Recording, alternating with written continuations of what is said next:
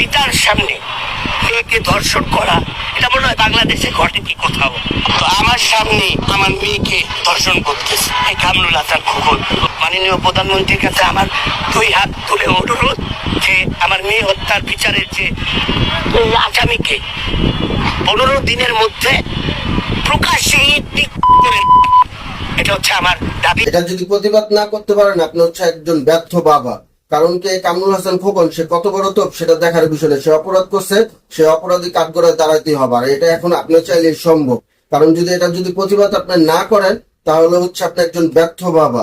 কারণ এই বাবার জায়গায় আজকে সে দাঁড়াইছে, কালকে এই লোকের দ্বারা আপনিও এই জায়গায় দাঁড়াইতে পারেন। একটু চিন্তা করে নিয়ে এই জন্য এদেশে এই সব অপরাধের শাস্তি হওয়া খুব জরুরি এবং প্রয়োজন।